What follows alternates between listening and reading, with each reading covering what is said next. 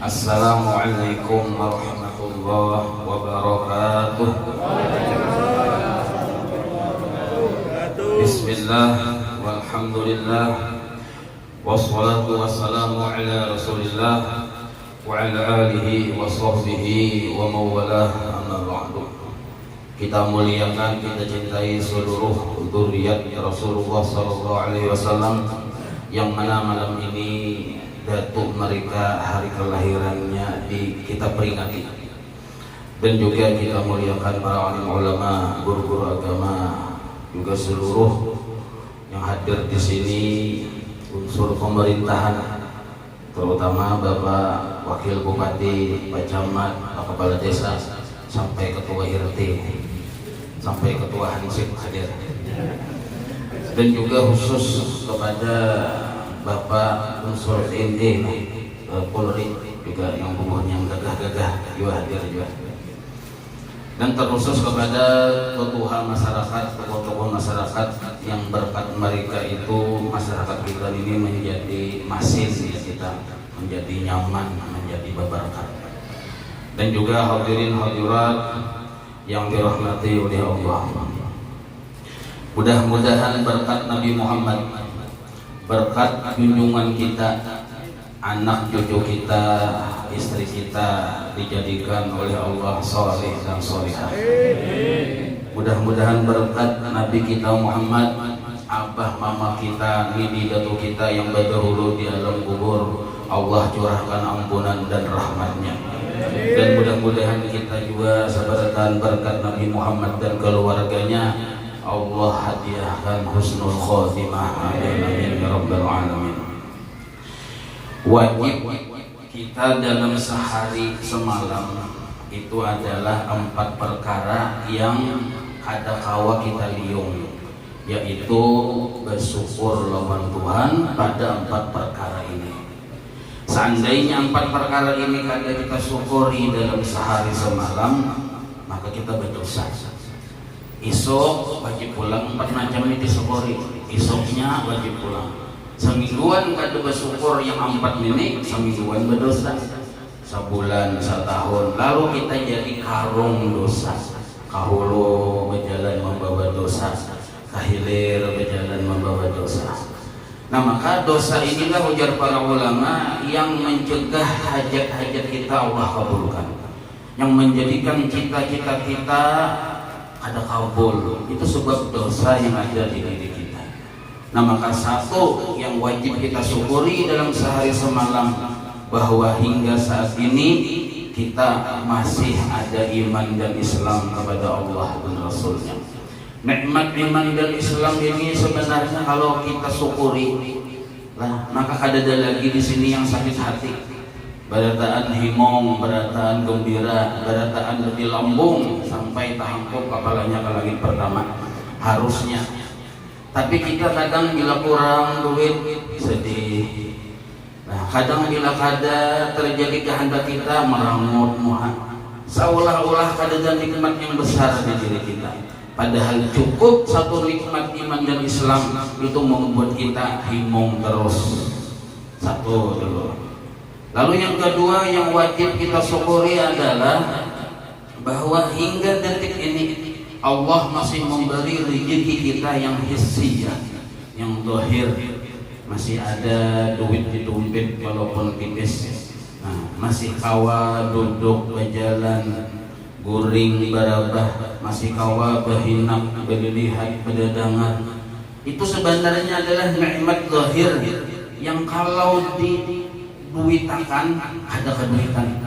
Sebab ada orang berjual kawa duduk, ada orang berjual kawa duduk, bahkan kawa bakantut saja ada orang berjual. Seandainya kita dikata kawa kanton sebulan masuk IGD, masuk UGD atau IGD, itu sebulan udah kawa kanton. Jadi kita ini alhamdulillah sehari kata hitungan bakanton ribut. Nah, ini menandakan bahwa nikmat Allah di diri kita, walaupun sekadar bakanton itu luar biasa dananya. Amun dihitung lawan duit ada dari lainnya. Belum lagi kita yang nyaman, jadi kita berhinap. nyaman goreng, nyaman segala macam makan minuman aku liur nyaman kada katulangan. Nah, ini nikmat hisiah yang sebenarnya wajib kita bersyukur hari-hari. Seandainya nikmat ini kita syukuri, kada ada lagi kita jadi yang sakit hati. Lalu yang ketiga, wajib kita bersyukur kepada Allah bahwa hingga saat ini aib-aib kita, kekurangan kita masih ditutup oleh Allah. Seandainya aib ulun nina dibuka oleh Allah Ta'ala, lah pian tahu keadaan aib dan kekurangan ulun, ada yang hakurnya pian datang ke sini. Bapak datang ke situ mendengari sidin ceramah itu dia pada faidah. Nah, seandainya aib ulun dibuka Allah pian melihat. Aib istri ketahuan oleh suami, suami akan marah dengan istrinya. Begitu juga sebaliknya. Aib tetangga dengan tetangganya seandainya Allah bongkar, maka bahwa dan aja harus cari-cari. Nah, maka bapak-bapak, ibu-ibu yang dirahmati oleh Allah, mau tidak mau sebenarnya kita harus mengakui nikmat Allah yang besar di diri kita adalah Allah menutup aib dan kekurangan kita hingga detik ini, sehingga orang masih mau bersalaman lawan kita, masih mau takurihing lawan kita, bahkan masih mau mencium tangan kita. Lalu yang keempat, yang wajib tiap hari kita syukuri dalam 24 jam. Hati syukur itu hati himung. Himung, hati itu maksud syukur. Maksud permulaan syukur. Walaupun nanti ada endingnya.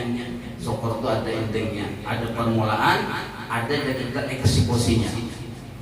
Nah, yang keempat, bahwa wajib kita bersyukur hari-hari bahwa kita menjadi umat Nabi Muhammad SAW. Nah, seandainya satu nikmat ini kita ganang, kada ada lagi kita urusan hendak bersedih itu kada lagi. Kenapa? Karena kehimungan menjadi umat Nabi Muhammad SAW. Karena kita pernah mendengar cerita pembuahan Nabi, pembuahan Rasul hendak jadi umat Nabi Muhammad. Nah, meminta kada dikabulkan. Paling kalau menurut riwayat Nabi Isa aja yang kabul. Ada kita kada meminta, maka Allah beri. Ini nikmat yang luar biasa. Di akhirat kita ada yang boleh masuk ke dalam surga melainkan dahulu umat Nabi Muhammad. Nah, kita bisa bertahan umat Nabi Muhammad. Bahkan Nabi sudah berucap di hadapan Allah Ta'ala, ya Allah, ulun kada ridha, kada senang kalau ada seipung pun umat ulun yang masuk neraka. Jadi ujar Allah Ta'ala, kaitukah kehendak nyawa, wahai kekasihku, amun itu membuatmu senang, membuatmu ridha, aku kabulkan. Jadi alhamdulillah kita tidak ada yang masuk neraka, berarti masuk surga. Nah, cuma ada yang masuk neraka, ini ada hendak masuk surga. Itu aja sebutin. Jadi bila ada hendak masuk surga, artinya hendak masuk neraka.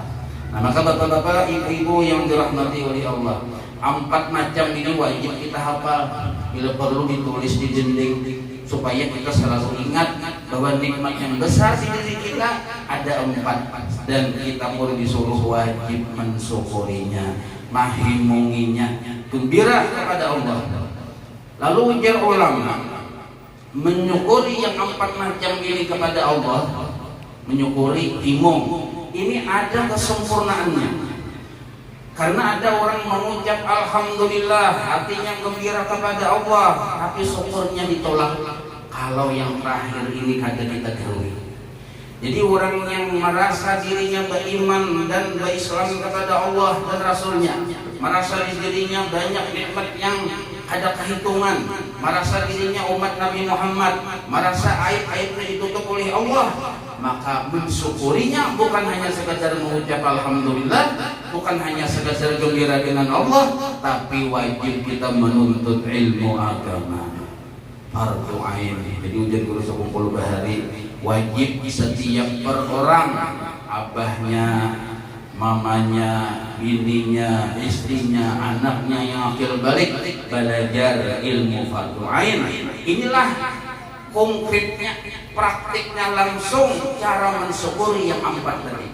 Jadi kalau kita cuma gembira, himung, alhamdulillah, tapi masih jahil pelajaran tauhid sifat 20, masih jahil farukunan fikih, masih kada paham ilmu akhlak, ilmu tasawuf, nah maka syukurnya tadi ditolak oleh Allah Subhanahu wa taala. Kenapa?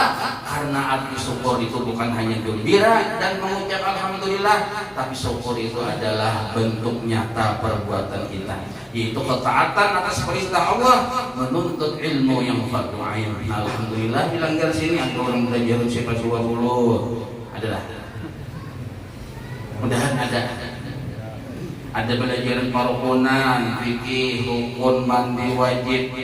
Tiap malam ada sebesar rukun mandi wajib kada tahu. Rukun istinja, rukun berwudu dan lain sebagainya itu wajib kita tahu. Bukan hanya yang laki, yang bini, yang anak bila sudah akil balik wajib abah mamanya ngelajari. Nah maka bapak-bapak, ibu-ibu, tauhid sifat 20 penting juga kita pelajari. Ada orang yang berumuran beragama Islam, mengakui Nabi itu Nabi Muhammad nabiku, tapi kada belajar sifat 20, berarti kemungkinan tauhidnya rusak. Dia Imam Sanusi siapakah bila kada belajar sifat 20, kemungkinan imannya rusak. Bila kada belajar fikih, kada tahu di parukunan, kemungkinan ibadahnya kada sah, kemungkinan besar 99,99% kada sah ibadahnya. Mun kada suah belajar rukun sembahyang, ruku napa hukumnya sunnah, sujud napa hukumnya pasarah nyawa aja dia. Kada bisa gitu. Ada bisa kita beribadah yang umumatan, imam ruku juga, imam sujud juga, kada bisa. Wajib kita paham parukunan. Nah, lalu yang bila kita kada belajar ilmu akhlak, ilmu tasawuf, ilmu yang kita membersih hati, tazkiyah, tahliyah, tajalliyah. Kalau kada belajar itu kemungkinan ibadah kita yang sudah sah ditolak oleh Allah. Orang ini sudah belajar sifat 20. Artinya ma'rifat dengan Allah tuh yang awaludin ma'rifatullah, belajar sudah fikih, belajar lalunya beribadah. Cuma kadang kita tadi kada sadar waktu kita beribadah, kadang timbul di hati rasa hebat, rasa harap, bahasa penyakitnya itu ujub namanya. Nah kadang kita membanggakan lawan ilmu kita, membanggakan dengan amal kita kepada orang lain, bahasa istilah ilmunya tuh riya namanya. Kadang kita meremehkan orang lain karena kita bisa kelebihan, bahasa istilah penyakitnya itu takabur namanya. Nah maka satu penyakit riya saja itu adalah menjadikan orang yang tadi sudah kenal dengan Allah, sudah benar ibadahnya, bukan hanya ibadahnya ditolak tapi malah disiksa oleh Allah hanya karena riya saja. Apalagi ada penyakit hasad, hasad itu pahirian dan kaya kita. Melihat orang kawan nukar kendaraan second sehari kayak di korokot bidawang 12 ikong hati. Melihat tetangga kawin pulang sehari, orang-orang kata harus kawin seorang babila. Bapak-bapak, ibu-ibu yang dirahmati oleh Allah, nah ini keperluan kita. Sekarang kita realnya, nyatanya kita periksa diri kita, anak bini kita. Aku ini, istriku, anakku yang sudah balik, periksa sudahkah belajar sifat 20? Periksa sudahkah belajar parukunan? Periksa sudahkah belajar ilmu akhlak? Bila belum, maka kita sarumah tangga sakataraan ini berdosa. Hulu kahilir berjalan membawa dosa. Alhamdulillah di kampung kita ini ada guru-guru, ada majelis taklim dihadiri. Ulun yakin ada majelis taklim di sini banyak, cuma yang hadirnya tapi hakun, tetapi mau. Kalau dihitung lawan kantut yang hadir, 4 dan 5 penunggu tiang aja kan di situ sikong, kan tiang, sikong. Ada majelis taklim di situ, itu 7 orang yang hadir. Padahal kita kadang bisa kada ingat sebenarnya acara kita yang malam ini kita hadirin. Nah, ini hukumnya, hukum asalnya lah mubah aja asalnya. Naik sedikit derajat sunnah lah. Kalau memandang isinya ada sholawat, ada baca Quran, ada tolabul ilminya, nah ada silaturahminya, ada kamu pahamnya, lu jadi sunnah lah. Nah, anggap tadi disebut hasanah kita kebaikan. Padahal hukumnya mubah aja. Seandainya sunnah saja dibanding derajat orang yang belajar sifat 20 itu wajib hukumnya. Coba biar lihat wajib dengan sunnah mana tingginya nilainya. Bila wajib itu wajib digawi, tinggalkan berdosa. Bila sunnah itu berpahala digawi, mengkali tinggalkan gak ada berdosa. Biar kada hadir maulid ini, nak ada hadir kada berdosa biar. Kada berdosa, tapi kalau kita di belum pernah belajar sifat 20, ada mau duduk belajar berdosa. Kada pernah belajar parukunan, rukun wudu, rukun sholat kada pernah. Nah, kada mau kita hadir di pengajian, padahal gurunya ada, kitabnya ada, majelis talisnya ada, berdosa kita. Kalau kita hadir di sini sunnah aja. Ini ulun terus terang saja. Kenapa? Biar pinggir mau undang lagi kan Bapak. Jauh benar biar kita naik. Hantak-hantak tadi. Jadi kita habisan aja. Nah maka bapak-bapak, ibu-ibu yang dirahmati oleh Allah, penting kita menyadari. Jadi Rasulullah itu senang kalau kita mengerjakan perintah sidin, menjauhi larangan sidin. Sidin katujuh melihat kita merayakan kelahiran sidin katujuh, tapi lebih katujuh lagi kita ini menggawi perintah sidin. Nah maka bapak-bapak, ibu-ibu yang empat ini yang wajib kita syukuri. Cara mensyukurinya, imong, gembira, mengucap alhamdulillah, puncaknya jangan jahil kita dengan ilmu yang tiga ini. Lalu berikutnya lagi ada 4 perkara setelah kita paham bahwa kita di umat Nabi Muhammad. Apa kewajiban kita terhadap Nabi Muhammad? Ulama mengatakan minimal 4. Itu dalam kitab yang kalau kitabnya besar, nah kitabnya Asy-Syifa bi Ta'rifi Huquqil Mustafa. Lalu diringkas oleh seorang ulama pendiri Nahdlatul Ulama, Mbah Hasyim Asy'ari, dalam kitabnya An-Nurul Mubin di Mahabbati Sayyidil Mursalin. Itu banyak kewajiban kita lawan Nabi. Namun kita ini sadar kita ini umat Nabi Muhammad. Kewajiban kita lawan Nabi itu banyak. Cuma diringkas 4 supaya mudah hafal. 1, seandainya ada batakon, nyawanya siapa? Berapa lawan Nabi Muhammad? Nabiku aja dia. Aku ini umatnya. Nah kalau kita merasa umat Nabi Muhammad, 1, kita wajib beriman lawan Nabi. Sempurna iman, belajar sifat 20. Kalau kita merasa umat Nabi Muhammad, taat lawan Nabi, sempurna taat, belajar zikir. Kalau kita merasa umat Nabi Muhammad, apa kewajiban kita yang ketiga? Mencintai Nabi. Bagaimana cara mencintai Nabi? Apakah berucap uhibbur Rasul, I love you? Kada kayak gitu. Karena cinta itu perbuatan. Cinta bukan ucapan. Ini asal sepatu lawan sini ini. Lawan sebiasa sepatu dia tuh. Ini asal kawan itu maksudnya nih gimana? Ini sponsor aja dulu lah. Maksudnya ada yang kesambat nih. Rasanya itu ngarannya Junai. Gila. Kalau dulu hari waktu jadi terima kita. Di mata orang hari ini. Tapi kalau sempat dulu aja kita hilang sini kemana kan ketemu lagi kita. Nah bapak-bapak, ibu-ibu yang dirahmati oleh Allah. Lah, jadi orang yang mengaku sebagai umat Nabi Muhammad kewajibannya 4. 1, beriman lawan sidin.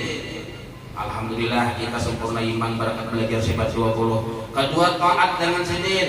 Alhamdulillah kita belajar parukunan sehingga ketaatan kita benar di hadapan Allah.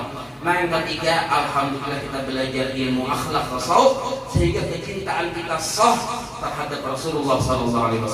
Karena cinta itu bukan pengakuan, cinta adalah perbuatan. Yang di sini hari-hari dia orang ini di hadapan I love you, I love you, I love you 1000 kali banyak dia mendengar. Memberi duit kada? Lagi belum kawin lawan pian bagus musim ini bagus rapi bah kawin lawan pian saya biji-biji dan lagi apa dipukuli hari-hari. Walaupun pian 1000 kali mengucap I love you lawan bini kada bisa dikatakan cinta karena cinta adalah perbuatan. Jadi mewujud cinta lawan bini ini bapak-bapak nih dari bini sehari 1,5 miliar. Lo wujud cinta lawan bini. Oh himbung ibu-ibu mendengar 1,5 miliar. Kasihan gini kita tuh, nah mulai awal kawin sampai anak 3 di hati di tangan galang gatah aja. Ada semua yang kuning emas, kuning galang gatah. Tapi kasihan siotong laki kita, kasihan gawian menjual gerobak juga kasihan Nah maka yang penting kita, anda kayak apa keadaan hidup kita yang penting bersyukur lawan Allah. miskin, sugih itu di dunia aja. Nah, di akhirat yang paling utama. Nah, maka bapak-bapak, ibu-ibu, ada orang mengaku cinta lawan Nabi, tapi akhlaknya kada sama dengan Nabi, cintanya cacat di hadapan Allah. Nabi itu pemurah, kita pemalas. Bapak ada cinta lawan Nabi. Nabi itu lambat marah, kita ini panyarikan.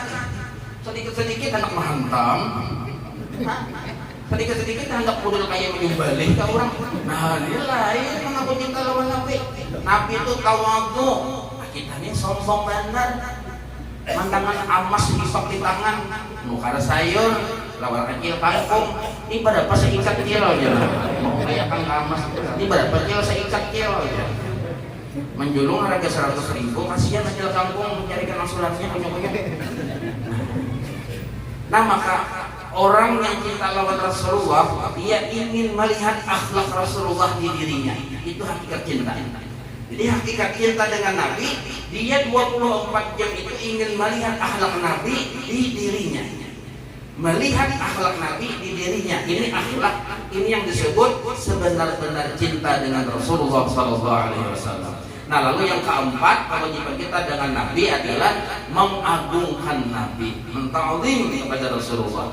Kita mendengar ada nama kata Muhammad orang sebut, kita langsung menta'zim. Kita sebut salawat kepada Rasulullah. Kita mendengar Rasulullah sallallahu alaihi wasallam, langsung kita memperhatikan. Jangan ada tahu-tahu telah bersabda Nabi, langsung kita memperhatikan. Ini ta'zim namanya, mengagungkan. Menyebut nama Nabi jangan Muhammad, Sayyidina Muhammad. Ini ta'zim namanya. Nah, maka 4 macam ini: 1 beriman, 2 taat, 3 cinta, 4 mengagungkan kepada Rasulullah. Ini adalah kewajiban kita sebagai umat Nabi Muhammad terhadap nabinya. Nah, maka apabila di diri kita ada yang 4 ini, mudah-mudahan berkat kita merayakan Maulid Nabi, Allah anugerahkan 4 macam ini ada di diri kita. Apabila 4 macam ini ada di diri kita, maka kita ini disebut dekat dengan Rasulullah di dunia juga. Parak, arti dekat itu parak dari jauh. Dekat dengan Nabi di dunia juga. Modalnya 4 jadi Bapak lawan Nabi di dunia tadi: mengimani, taat, mencintai, mengagungkan. Walaupun ada perinciannya lah. Nah, cuma ini sejarah garis besarnya. Nah, maka kita ini dihukumi dekat dengan Rasulullah di dunia juga. Tinggal lagi basyir muhibban walau biru'ya. Tinggal lagi mungkinnya bisa kita mimpi melihat Nabi di dalam mimpi. Bahkan orang-orang wali itu ya Allah dengan Rasulullah. Kenapa? Modalnya 4. Kalau orang yang di dunia ini sudah dekat dengan Rasulullah, di akhirat pasti dekat juga dengan Rasulullah. Pasti ada yang khalqu-khalqu. Nah, sekarang di akhirat bila dekat dengan Rasulullah pasti dukhulul jannah bighairi hisab. Nah, jadi kenapa ada orang masuk surga tanpa hisab? Satu aja jawabannya, karena di akhirat itu dia dekat dengan Rasulullah. Ulun nih guys, kawan para kawan ulun bila yang makan nyaman, tempat juga yang kawan nyaman makan. Nah, ulun masuk ke tempatnya kada hujan, masih luas lagi, ada kawan ulun suruh masuk lagi dulu. Masuk sini, kenapa? Orang parah. Itu ulun yang penyerikan, apalagi Nabi yang pemurah. Nah, maka kedekatan kita dengan Rasulullah di akhirat inilah kunci utama seseorang masuk surga kada berhisab. Nah, sekarang ulun paling ulang. Ada orang masuk surga kada berhisab. Nah, apa sebabnya tadi? Dekat dengan Rasulullah di akhirat. Bahkan menurut sebagian riwayat bahunya berdekatan dengan bahu Nabi. Nah, sekarang pertanyaannya, kenapa dia dekat dengan Rasulullah di akhirat? Jawabannya karena dia sudah dekat dengan Rasulullah di dunia. Kenapa dia disebut dekat dengan Rasulullah di dunia? Karena modalnya ada 4 di dirinya. Nah, maka ada orang baca salawat terus tapi kada beriman, kada sah salawatnya. Ada orang yang baca salawat tapi kada taat lawan Nabi, ini ternoda ketaatannya. Ada orang baca salawat tapi kada cinta, ini munafik. Ada orang baca salawat lawan Nabi tapi dia kada ta'zim, ini pun seorang pendosa. Nah, maka bapak-bapak, ibu-ibu yang dirahmati oleh Allah, 4 ini modal utama kita supaya kita masuk surga ada berhisab. Ada orang yang kada kawa diberi syafaat oleh Nabi. Syafaat minimal dari Nabi itu adalah mengeluarkan seseorang yang asalnya dalam api neraka ratusan tahun, ribuan tahun, lalu diberi syafaat oleh Nabi, keluar lalu masuk surga. Itu syafaat minimal. Jadi ada orang hendak syafaat, dia dijodohnya ada kalau syafaat, ayo hendak benar dia, lu hendak gila, mau syafaat, amunnya kayak tadi, ribuan tahun disiksa di api neraka, lalu keluar dapat syafaat Nabi, hendak lebih. Nah, lu kada hendak, namun syafaatnya kayak gitu, cuma tuh alhamdulillah juga ada bakal. Kenapa orang tadi keluar dari api neraka pada ribuan tahun disiksa? Karena waktu hari pertimbangan amal kebaikannya ada kebaikannya. Tapi kenapa ini dikeluarkan dari api neraka? Harusnya kekal tapi dikeluarkan. Satu, karena dia sempat mengucap 2 kalimat syahadat. Nah, maka syafaat li ahli al-kabair. Jadi ujian Nabi, syafaatku untuk orang-orang yang dosa besar. Siapa itu? Modal cuma 2 kalimat syahadat. Modal. Tak perlu sudah. Kalau dipanggil 5 menit lagi kita. Mudah cuma 2 kalimat syahadat. Menuntut ilmu kada mau yang wajib sembahyang balang sapi, jahanin sembahyang setahun sekali walah wayah hari raya. Sembahyang tuh di pohon dawa pohon jambu paling ujung. Datang pendulian beli pendahuluan. 5 tahun dia di kampung ada tahu siapa khatib. Ada binaku siapa khatib, siapa kaum bertahunnya. Ada semua manjat masjid kita semua. Nah kenapa kan semua manjat masjid ada hadir setahun sekali di bawah pohon jambu di ujung. Datang pendulian boleh pendahuluan. Nah, kada ada amal ibadah kebaikan ketika ditimbang sehingga dia masuklah ke dalam api neraka. Hendak diberi Nabi syafaat kada bisa karena terlalu keji perbuatan jahatnya. Nah, lalu masuklah ke dalam neraka ratusan tahun, ribuan tahun. Tapi karena ada modal, masih ada kilip-kilip di hatinya, nur terang, nur 2 kalimat syahadat tadi, maka dibangkitlah dia dari api neraka berkat syafaat Nabi besar Muhammad sallallahu alaihi wasallam. Nah, maka syafaatku ya Nabi berlaku kepada orang yang selama orang tersebut belum musyrik kepada Allah, masih berlaku syafaatku. Walaupun orang tersebut dalam api neraka, keluar karena berkat syafaat Nabi Muhammad sallallahu alaihi wasallam. Asal belum musyrik. Pertanyaannya, kalau kita kada belajar sifat 20, siapa tahu kita syirik di dalam hati. Siapa tahu etikat kita rusak di dalam hati sehingga syahadat kita batal dalam pandangan Allah. Nah, ini yang kita khawatirkan. Nah, maka 4 kewajiban kita kepada Allah masalah bersyukur. 4 kewajiban kita lawan Nabi karena kita umat Nabi sudah. Nah, yang terakhir 4 papantang yang jangan digawe. Karena kita tuh disuruh iman, taat, cinta, mengagungkan Nabi, itu disuruh istiqomah selama hayat dikandung lintuhut ujar guru bahari. Selama hayat dikandung lintuhut, kita disuruh iman kita, taat kita, cinta kita, mengagungkan kita kepada Nabi, istiqomah dari sekarang sampai husnul khotimah. Nah, itu disuruh istiqomah. Ada yang merusak istiqomah iman dan ketaatan serta kecintaan kita kepada Nabi itu 4 tantangannya. Yang hati-hati. Di zaman sekarang makin banyak makin kenal luasnya. Orang dahulu asalnya beriman, ampih beriman. Asalnya taat, ampih taat. Asalnya cinta, malah jadi pembenci. Karena di akhir zaman ini banyak luas birong bahari. Nah, maka 4 macam ini nah tantangannya. Mun hendak kita selalu dekat dengan Rasulullah. 1, jangan sekali-kali menyimpang dari ajaran Nabi Muhammad SAW. Ajaran Ahlus Sunnah wal Jamaah yang ujar berusul kumpul, tauhidnya sifat 20, Asy'ariyah Maturidiyah, fikihnya salah satu Madzhabul Arba'ah, mayoritas kita Imam Syafi'i, tasawufnya adalah Imam Junaid Al-Baghdadi atau Imam Ghazali. Nah, itu maksudnya jangan menyimpang dari ajaran itu. Karena penyimpangan pada tauhid ini bisa jatuhnya ke murtad tanpa kita sadari. Penyimpangan dalam wilayah tauhid bisa jatuh ke kafir. Meremehkan kita dengan ajaran fikih bisa jatuh ke murtad. Nah ini kita khawatirkan. Satu, hati-hati jangan sampai anak istri kita menyimpang dari ajaran guru-guru kita bahari. Anggaplah kita ini imam kita, panutan kita, haluan kita guru sekumpul lah ya. Napa papada sini, napa tauhid sini, apa fikih sini, itu yang kita ikuti. Jangan kita malah lain pada perguruan. Satu, yang kedua, jangan sekali-kali kita membenci keluarga Rasulullah SAW. Nah, dua singkat. Kan tadi udah pada 5 menit gitu tadi.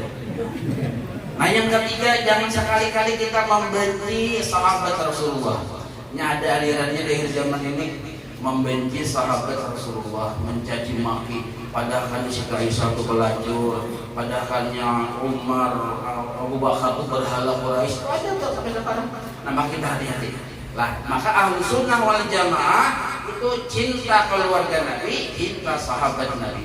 Nah, yang terakhir, pantangannya nih yang kita hindari, jangan menzalim, jangan mengganggu, jangan menyakiti umat Nabi Muhammad SAW. Nampak macam wajib pulang kita hafal nih lah. Sebab bila ada hafal, kalau putaran ya menghafal kan kalau kita waspada. Satu, jangan menyimpang dari ajaran Nabi. Dua, jangan mencaci membenci keluarga Nabi. Tiga, jangan mencaci menyambat membenci sahabat Nabi. Empat, jangan mengganggu menyakiti umat Nabi Muhammad SAW.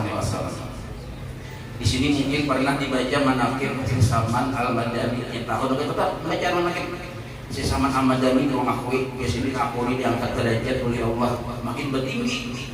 Tiap tahun makin bertinggi. Sebabnya satu aja sedikit, aku mendoakan umat Nabi Muhammad SAW. Ada sedikit menyakiti umat Nabi Muhammad. Mendoakan, ya Allah ampuni umat Nabi Muhammad.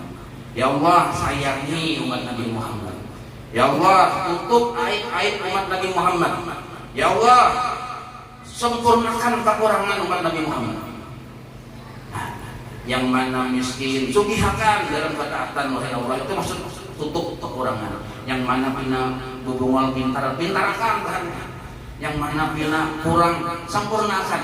Nah, ini doa Syekh Salman Al-Madani. Ya sidin, aku mengamalkan berdoa seperti itu sehingga derajatku diangkat oleh Allah menjadi wali kutub. Bahkan sidin berkata, siapa yang mengamalkan doa ini juga, tiap imbas salat subuh lalu berkandar apa-apa, ditulisnya masuk martabat derajat wali kutub juga.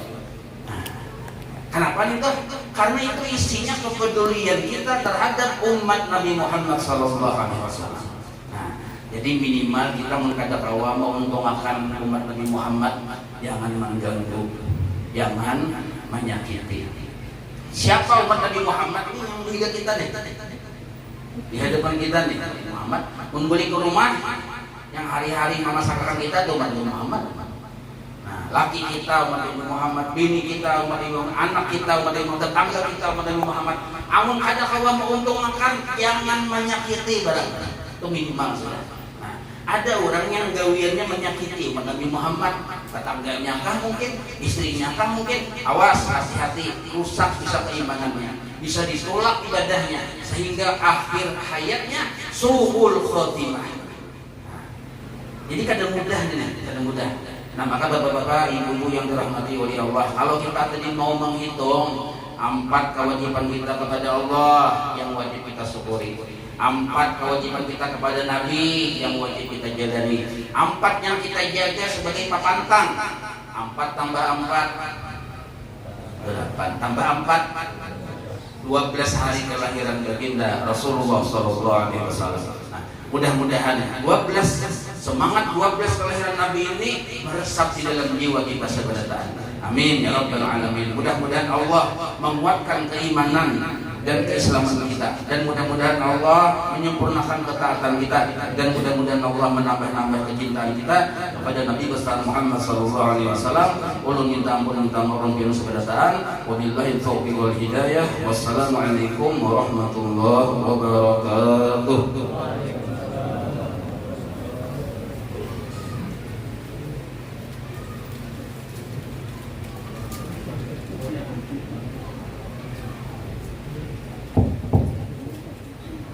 Masya Allah, jazakumullah khairan katsiran kami ucapkan kepada Al-Mukarram Ustaz, guru kita, Guru Muhammad Rijani, atas tausiah yang telah disampaikan. Mudah-mudahan ilmu yang beliau sampaikan dapat menambah wawasan kita, memperkuat iman kita, dan dapat kita amalkan dalam kehidupan kita sehari-hari. Amin ya rabbal alamin. Hadirin yang berbahagia, sebagai insan yang beriman dan bertakwa, dan sebagai wujud rasa syukur kita kepada Allah Subhanahu wa taala atas terselenggaranya acara pada malam hari ini, marilah kita berdoa bersama dan mohon izin kepada guru kita untuk dapat memimpin doa pada malam hari ini. Kepada beliau dipersilahkan. Bismillahirrahmanirrahim. Alhamdulillahirabbil alamin.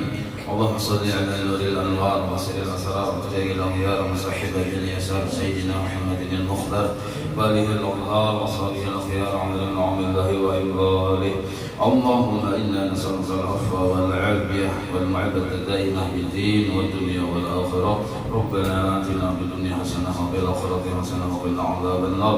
Maulana salli wa sallim daiman abada ala habibika khairi khalqi kullihim ya rabbi bil mustafa balligh maqasidana wa ighfir lana ma madha ya wasi'al karami ya rabbi bil mustafa balligh maqasidana wa ighfir lana ma madha ya wasi'al karami ya rabbi bil mustafa balligh maqasidana wa ighfir lana ma madha ya wasi'al karami.